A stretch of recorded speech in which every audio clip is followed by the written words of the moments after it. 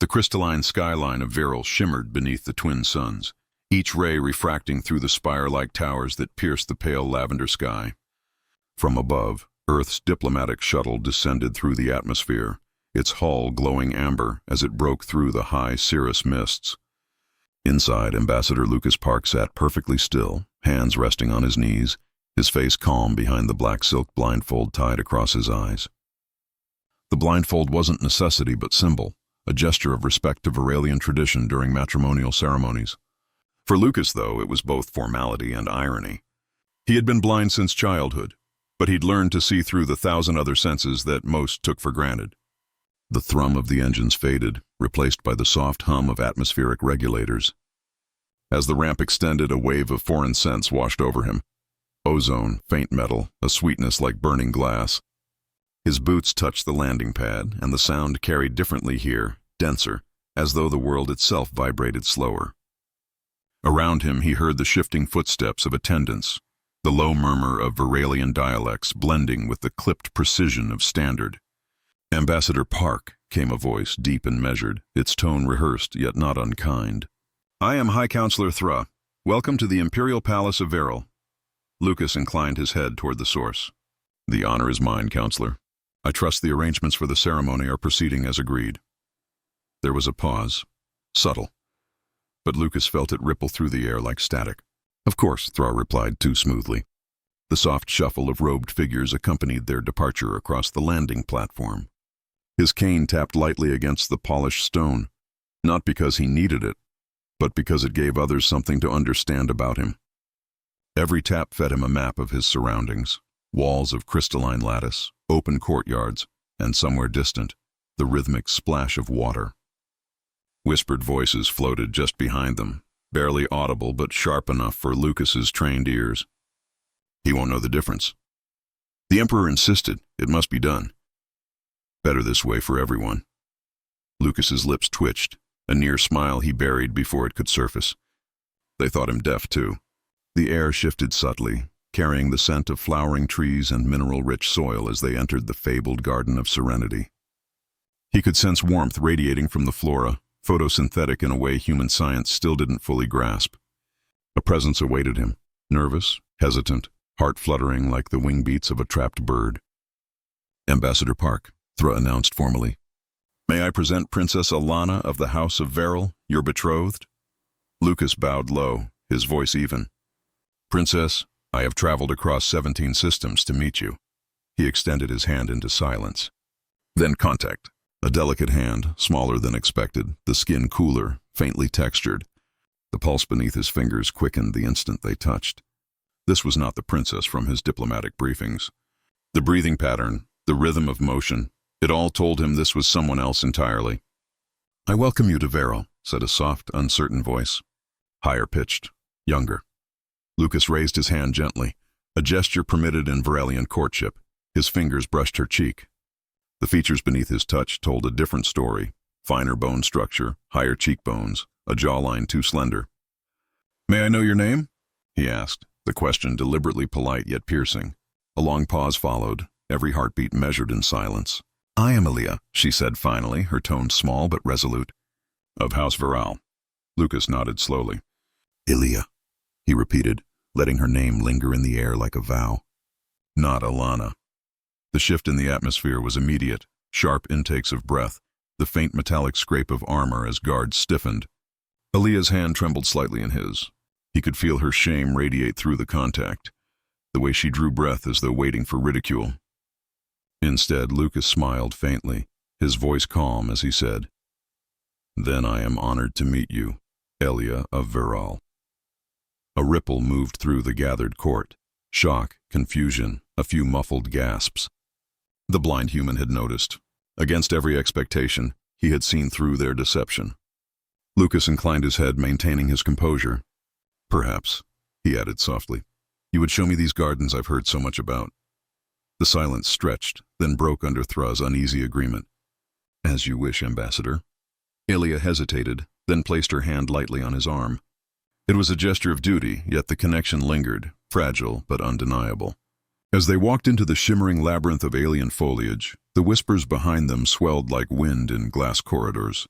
They had given the blind human the ugly sister, thinking he would never know the difference. But Lucas Park, though sightless, had already seen far more than any of them could imagine. The Garden of Serenity unfolded like a dream spun from light and scent, each petal and vine exuding an energy that made the air shimmer with quiet life. The path beneath Lucas's boots was smooth, warm stone, bordered by low pools that whispered with trickling water. Somewhere above, delicate wind chimes of crystalline metal sang in a language of movement and resonance. Beside him, Elia walked in silence, her steps soft and hesitant, her heartbeat an uneven rhythm that betrayed her tension. The faint scent of her skin, cool like rain on silver, lingered near him, and though she tried to keep her distance, the bond between them was magnetic. "You're quiet," Lucas said, his voice low, carrying through the air like a calm current. "Do I unsettle you?" She hesitated, then answered truthfully, "You unsettle everyone."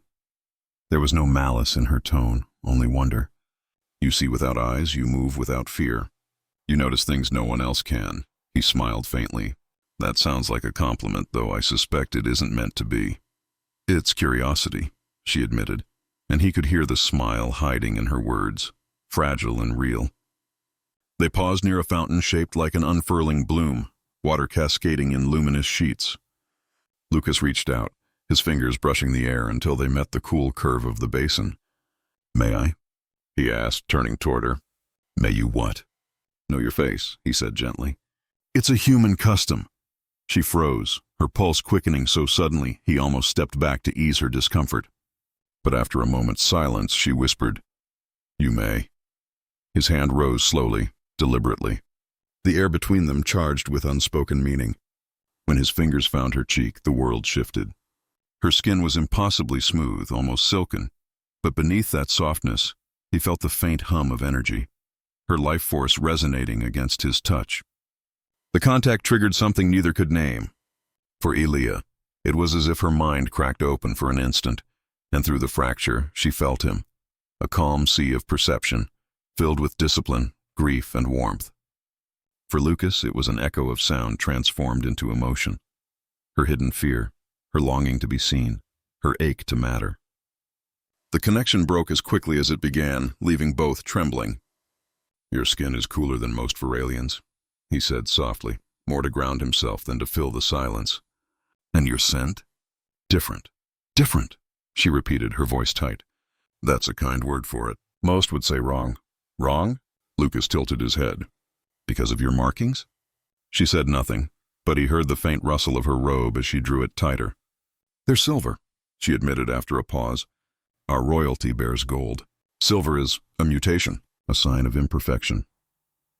Lucas let that sit in the air for a moment, feeling the weight of her self-consciousness press against him. "On Earth," he said finally, "silver is a sign of purity, of reflection. It's what we use to see the truth." That earned him a soft, involuntary laugh. It was the first unguarded sound she'd made, fragile but beautiful. "You're strange, human. It's been said before," he replied.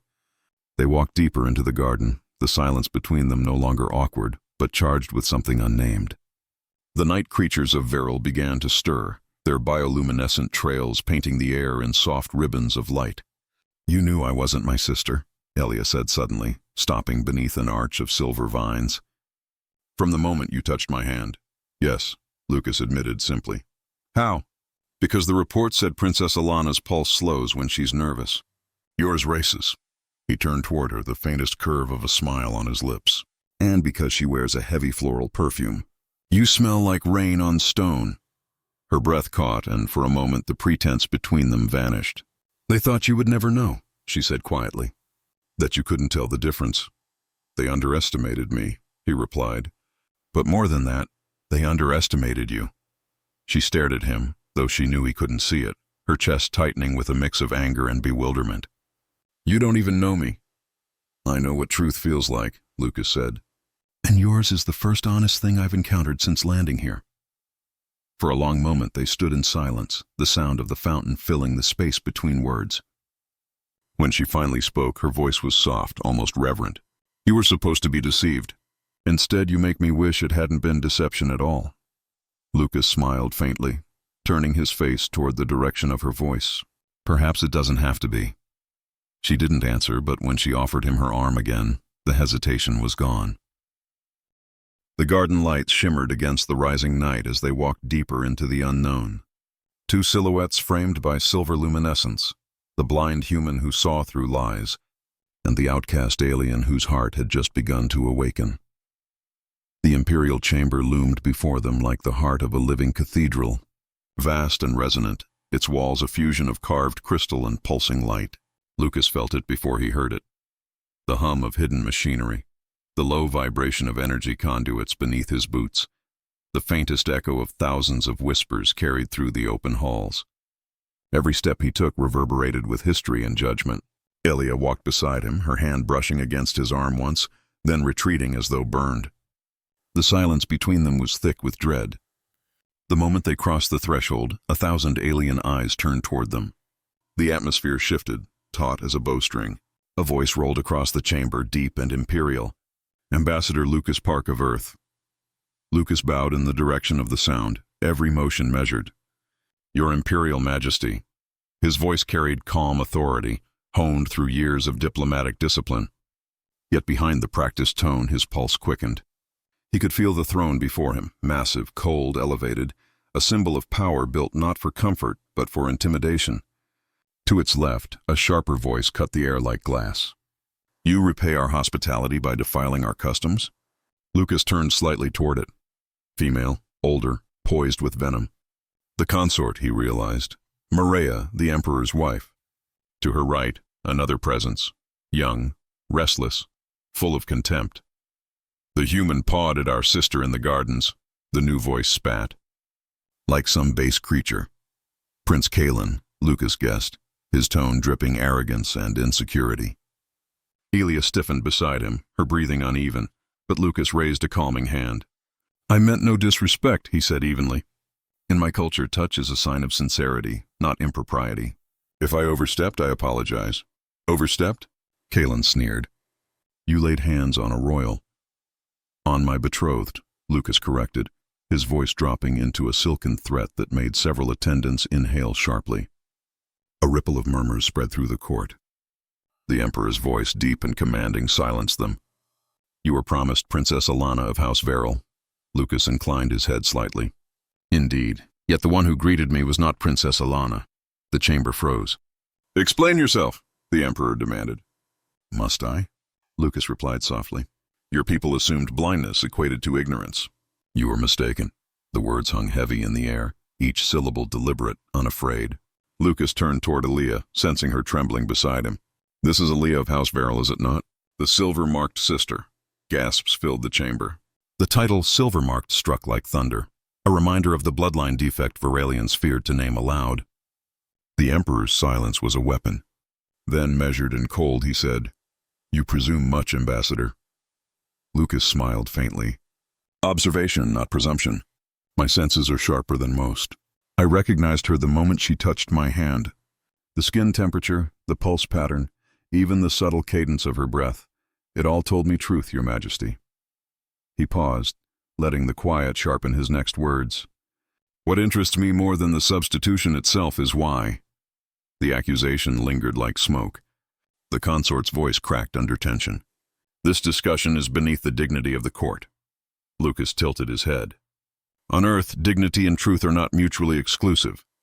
A ripple of shocked murmurs rippled through the chamber again. For a moment, Lucas felt Ilia's hand grip his sleeve, trembling, but there was strength in her touch now, like a flicker of courage taking root. "Enough," the Emperor boomed, but before he could continue, Ilia's voice, soft yet unwavering, broke through. "Father." The single word echoed through the hall, stunning in its defiance. Lucas heard the sharp intake of the consort's breath, the low hiss of the prince's disbelief.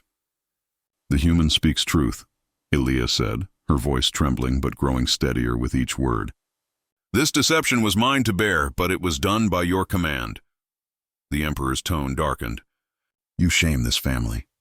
"No, Father," she whispered, and Lucas felt the subtle tremor of power in her voice. "I honor it, with honesty." The silence that followed was suffocating. Then unexpectedly, Lucas stepped forward. "Your Majesty," he said with calm precision, "Earth seeks an alliance based on mutual trust, not illusion. The deception of substituting one daughter for another jeopardizes that. Yet, he paused, turning slightly toward Elia, who stared at him as though seeing herself reflected in his calm. I see no reason that honesty cannot forge something stronger than deceit ever could. The Emperor's tone was pure steel. What are you proposing, Ambassador? Lucas straightened, his every movement deliberate, controlled. A new agreement.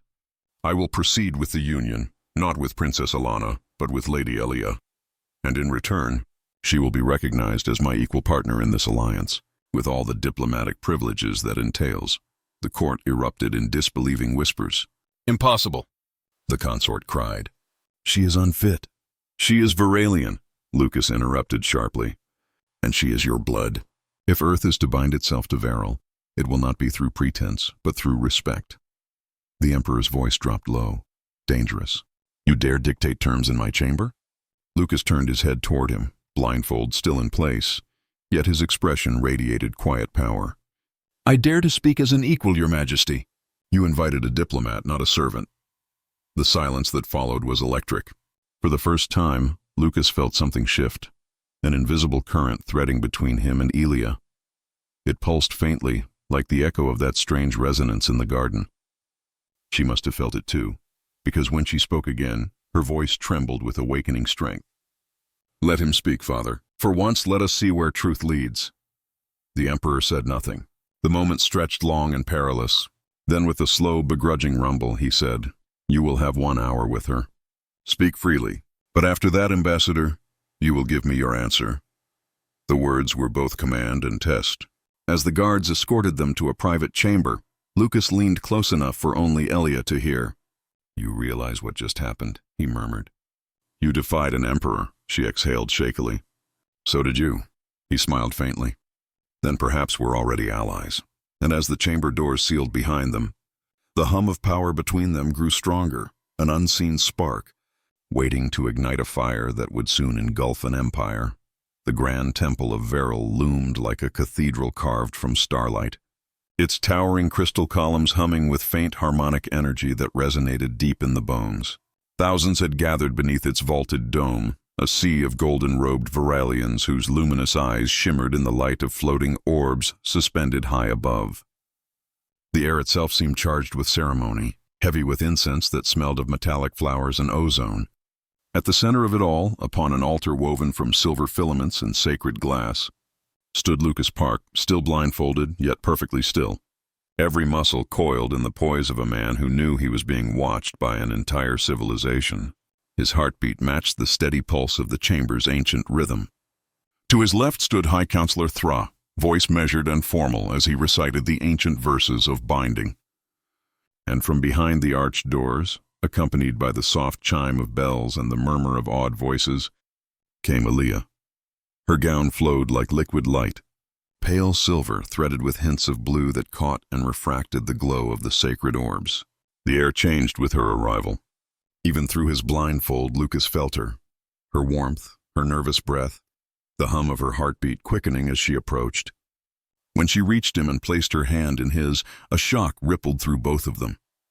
Their fingers intertwined, and the faint telepathic connection that had haunted their previous touches flared into focus. Her voice wasn't in his ears but in his mind. They're watching for weakness. He didn't speak, but his thought reached back to her effortlessly. Then we'll give them none. The officiant began the ceremonial binding, wrapping a luminous cord around their joined hands. The chamber quieted, the silence vast and expectant. As the priest's voice rose, Elia's emotions bled through the link. Fear, pride, determination, and beneath it all a strange warmth that felt like hope. Lucas steadied her with a subtle squeeze of his hand. The silver cord tightened, glowing faintly, and as the final phrase of the vow echoed through the hall, something extraordinary happened. A burst of light cascaded from where their hands met, soft at first, then blinding. Gasps filled the chamber as Elia's markings flared to life, silver lines racing across her skin like living fire. Lucas felt the energy surge up his arm, flooding his chest, burning behind his eyes, and suddenly, impossibly, he could see. Through Elia's eyes, the world came alive in perfect detail. The crystalline pillars, the faces of the court, the Emperor's impassive stare, the consort's concealed horror. For the first time in 20 years, Lucas saw color, light, and motion. Through her gaze, he saw himself.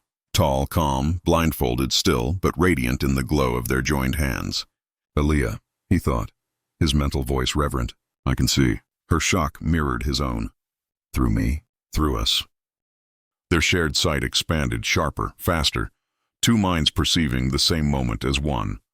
Then she caught something his human senses could not, a flicker of movement in the back rows of the crowd, a figure whose form seemed to shimmer unnaturally. Lucas, there, the man with the crimson sash. That's not a Varalian. Lucas focused their combined awareness on the figure. The disguise wavered like a heat mirage, revealing a creature with chitinous armor beneath a holographic veil, a Krell emissary, the enemy of both their species. The Emperor's secret ally, Lucas realized. They're here to witness the betrayal.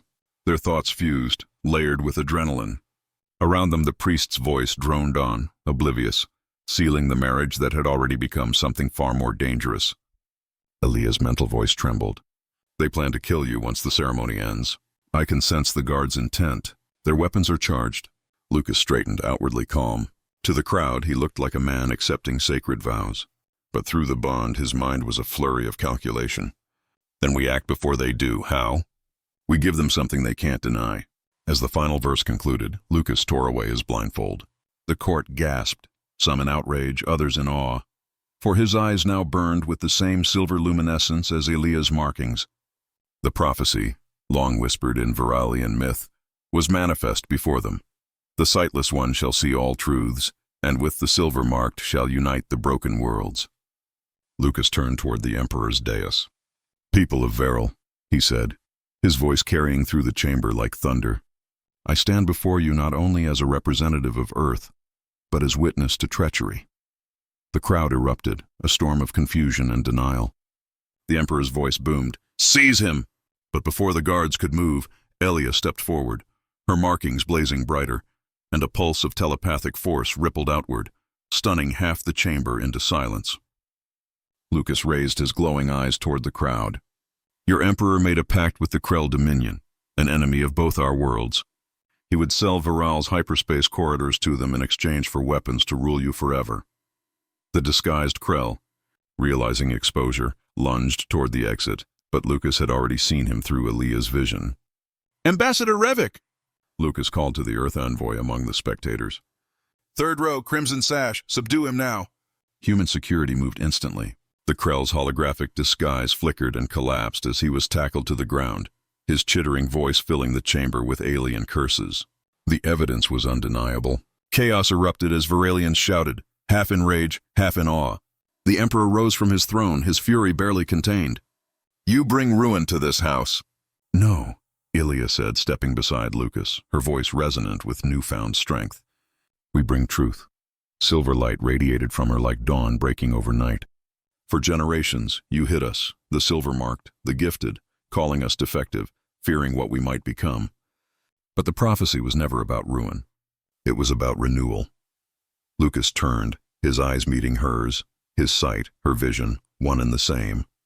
Your fear ends today, Your Majesty, he said quietly, and your deception ends with it. Around them, silver-marked Varalians emerged from the crowd, revealing hidden symbols beneath their robes, their eyes glowing in solidarity. The court guards hesitated, torn between loyalty and awakening conscience. The old world trembled on the edge of collapse. Together, Lucas and Elias stood at the altar, their hands still bound by the glowing cord of unity. Through their shared vision, they could see everything, each pulse, each heartbeat, each truth laid bare. And as the temple erupted in shouts and light, the blind human who saw everything and the unwanted sister who was never meant to be seen stood side by side, rewriting destiny beneath the silver fire of prophecy. The palace burned with light and turmoil. The great domes of Varel's imperial citadel pulsed red and gold as alarms rang through the spire cities, echoing like thunder across the crystalline horizon.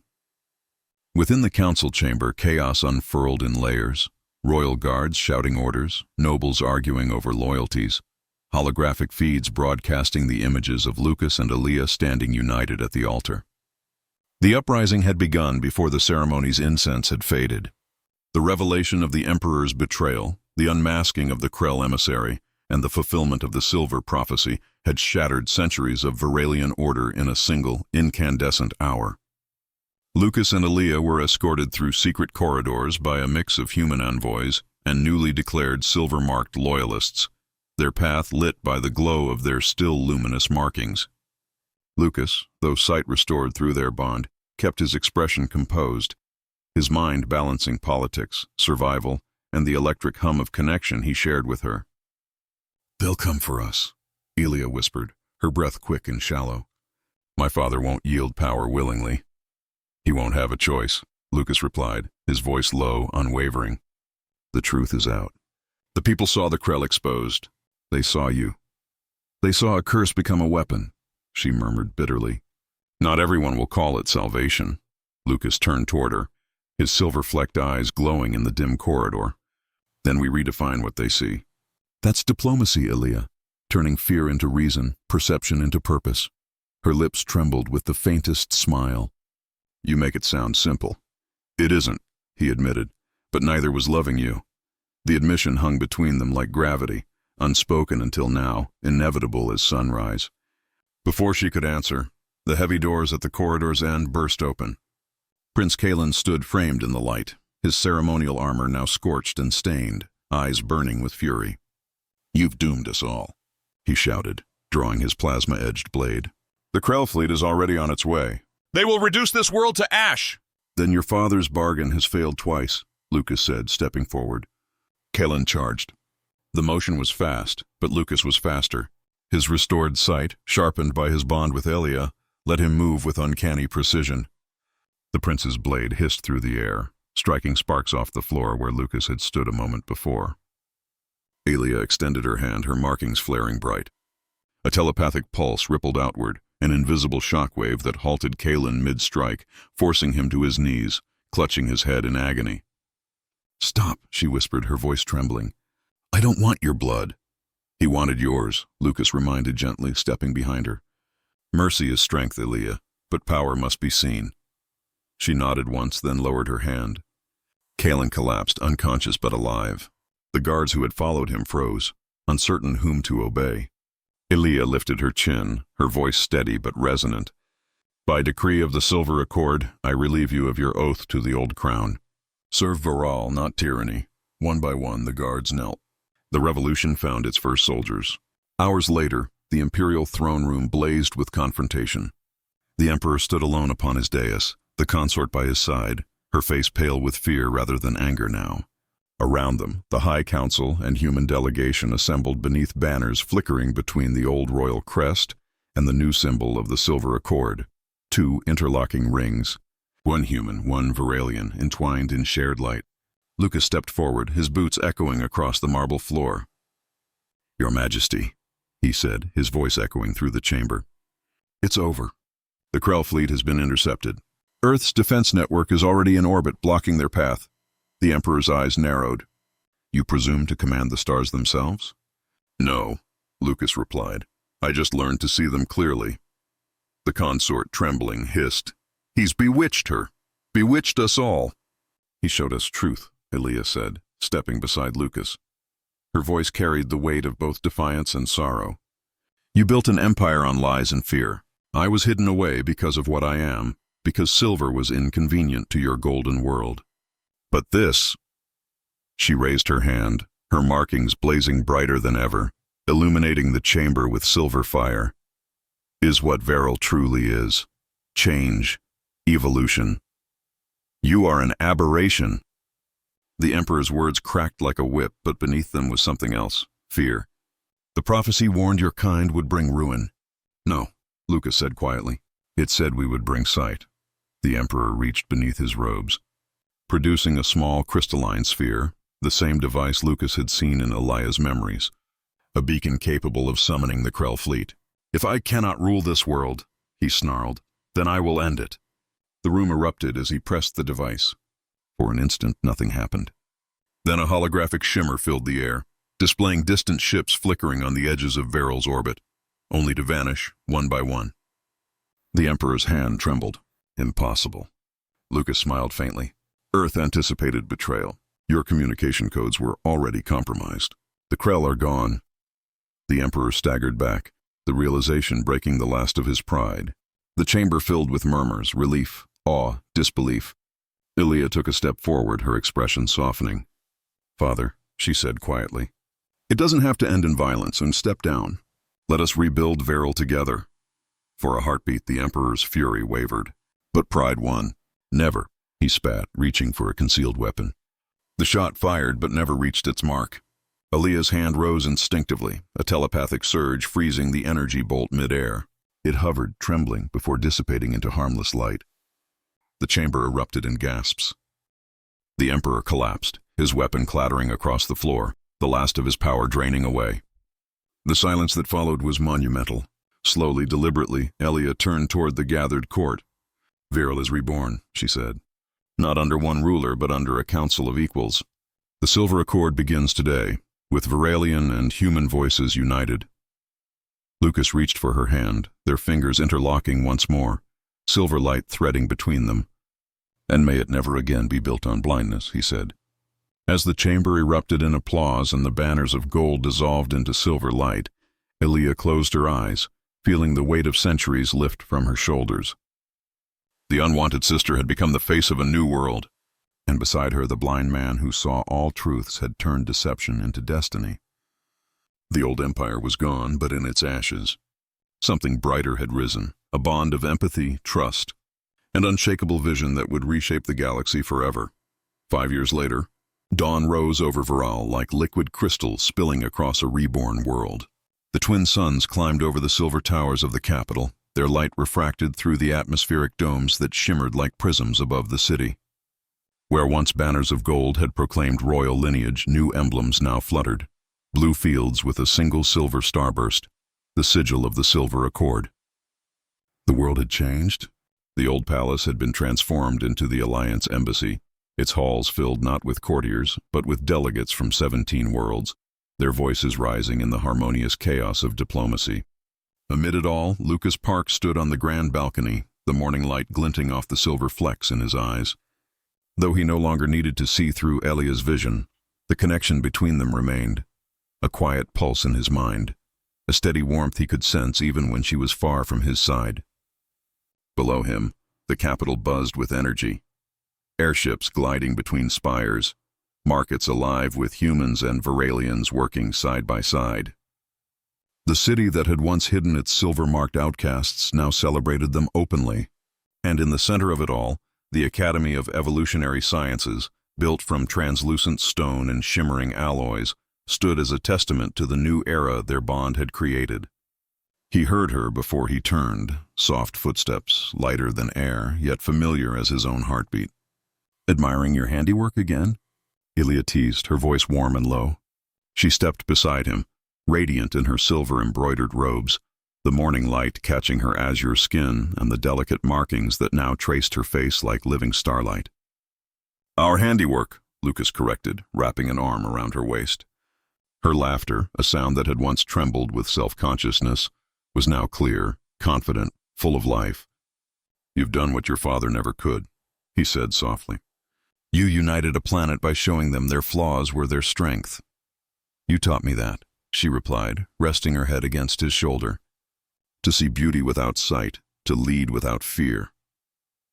Beneath her robe, the soft curve of her abdomen pressed against him, a subtle, living miracle. "He's awake," she said, smiling. "Already?" Lucas chuckled. "He's more punctual than the council." She turned toward the interior chambers where laughter echoed faintly, a child's laughter, bright and unrestrained. Tyrion Elian Parks, their son, darted across the room in a blur of blue and silver, chasing a small floating drone that projected playful holograms of distant stars. His eyes gleamed with shifting light, brown laced with silver sparks, as if the suns themselves had taken root within him. "He's grown," Lucas said softly, wonder still fresh after all these years. "And smarter than either of us," Ilia replied, pride tinged with awe. "He can link minds across entire sectors now. The scientists say it's impossible, but—" Lucas smiled knowingly. "So was we." Tyrion spotted them, running full tilt into his father's arms. "Father, Ambassador Revik says humans have oceans of water. Is that true?" "True," Lucas laughed, lifting the boy easily. "Endless water. When you're older, I'll take you there. You can swim with the whales. Tyrion's eyes widened. Whales. Mother showed me one in her memory. They sing. They do, Elia said, touching his hair affectionately. Maybe you'll teach them to sing back. The child's laughter filled the chamber again, and for a moment, time itself seemed to hold its breath. This small family at the heart of a galactic peace. But peace, Lucas knew, was a fragile thing. That morning, as the communications console chimed, its tone sharp and official, reality returned. Lucas set Tyrion down gently. Go show the ambassador your star maps, little one. Yes, father. Tyrion ran off, a comet of joy and curiosity. Lucas turned to the console, activating the secure link. The holographic emblem of the Galactic Council shimmered into view, followed by the composed visage of Admiral Channing from Earth Command. Ambassador Park, the Admiral greeted. The Council fleet has entered Varel's orbit. They'll arrive at the embassy within the hour. Understood, Lucas said. Preparations are complete. And the boy? Channing's tone softened slightly. Still defying physics, I presume. Lucas's smile was faint but proud. He's his mother's son. And his father's problem. Channing replied dryly, then saluted. Good luck, Lucas. The galaxy's watching. The transmission ended. Elia approached, her expression thoughtful. They fear us. They fear what they can't understand, Lucas said. A child born of two worlds. A bond that rewrote biology. It threatens their definitions of possible. She placed her hand on his chest, over his heart. And yet you'll make them see. We will, he corrected. Together they stepped onto the balcony as diplomatic airships descended in elegant formation. Representatives of the 17 species emerged in a blaze of color and light. As Lucas and Elia approached the grand hall, the crowd parted in reverent silence. A herald's voice rose above the ambient hum, presenting Ambassador Lucas Park of Earth and Consul Elia of Varel, the founders of the Silver Accord. The couple walked forward, hand in hand, silver light rippling faintly where their fingers met. Tyrion appeared on the balcony above, watching them with eyes that mirrored both their worlds. As the delegations bowed, Lucas felt a flicker through the bond, an image, clear and impossible. Stars, endless stars, each glowing brighter, connected by threads of silver light. Do you see it too? Elia whispered through the link. Yes, Lucas thought. It's him, Tyrion. The vision expanded, stars pulsing in rhythm, vast and alive. The boy was projecting across light years, connecting minds without effort. Every species in orbit felt it. The whisper of shared understanding, the echo of unity. The hall filled with stunned silence, then awe. Elia's voice trembled in his thoughts. He's the one the prophecy meant. The child of silver and sight, the bridge between all races. Lucas reached for her hand, emotion flooding through him. Then it's begun. No, she whispered, tears bright in her silver eyes. It's only beginning. As the assembled delegates rose in respect, the sons of Varel broke through the clouds, bathing the embassy in radiance.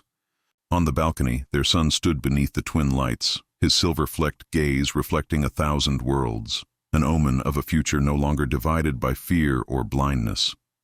Lucas turned to Elia, their fingers intertwined, their thoughts one. They thought I wouldn't notice, he said quietly, smiling. Instead, I saw everything. She leaned closer, her voice a whisper of starlight. And now, so does the galaxy. The twin suns flared higher, and the light enveloped them all. The blind human, the unwanted sister, and the child who would change the stars forever.